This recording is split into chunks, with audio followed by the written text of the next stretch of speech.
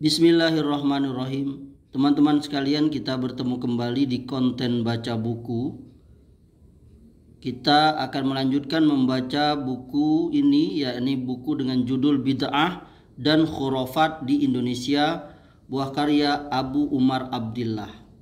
Kita akan melanjutkan subjudul yang berjudul Bid'ah adalah musibah. Berkembangnya bid'ah adalah musibah. Bahkan tak ada yang lebih menyesakkan dada para ulama, melebihi kesedihan mereka ketika melihat munculnya bid'ah. Karenanya Ibnul Mubarak rahimahullah, yang dikenal sebagai Amirul Mukminin fil hadis di zaman salaf, berkata, kita mengadu kepada Allah akan perkara besar yang menimpa umat ini, yakni wafatnya para ulama dan orang-orang yang berpegang kepada sunnah, serta bermunculannya bid'ah-bid'ah. Bahkan Abu Idris Al-Khawlani berkata, sungguh melihat api yang tak bisa kubadamkan, lebih baik bagiku daripada melihat bid'ah yang tak mampu aku ubah. Itulah gambaran keprihatinan para ulama terhadap munculnya bid'ah. Karena bid'ah telah menciderai Islam yang hakikatnya telah sempurna. Makanya Imam Malik rahimahullah berkata, barang siapa membuat perkara bid'ah dalam Islam yang dia anggap baik, berarti dia telah menuduh Muhammad Sallallahu Alaihi Wasallam telah mengkhianati risalah. Karena Allah berfirman, Al-yawma akmaltu lakum dinakum. Pada hari ini telah kusempurnakan untuk kalian agama kalian.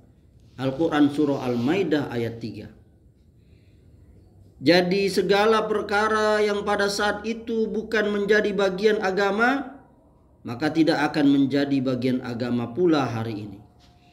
Bisa jadi ia tidak menuduh dengan lisannya, tapi dengan perbuatan bid'ahnya. Seakan dia berkata, amalan ini baik dan merupakan bagian dari Islam. Tapi Nabi belum menyampaikannya. Bid'ah juga menyebabkan pelakunya semakin jauh dari Allah. Semakin rajin bid'ahnya, semakin jauh dari Allah.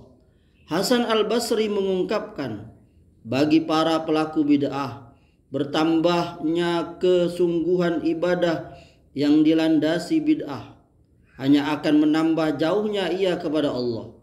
Bukankah kaum Khawarij itu disifatkan oleh Nabi dengan banyak solat dan saum?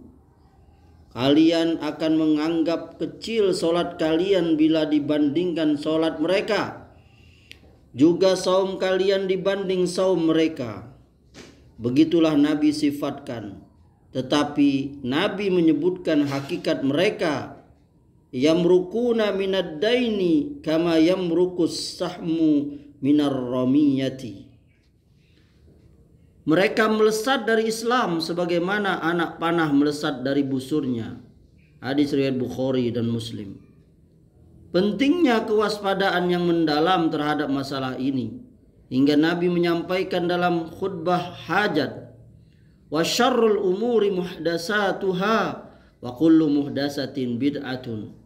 Seburuk-buruk urusan adalah perkara yang diada-adakan, dan setiap perkara yang diada-adakan dalam agama adalah bid'ah. Hadis riwayat Muslim.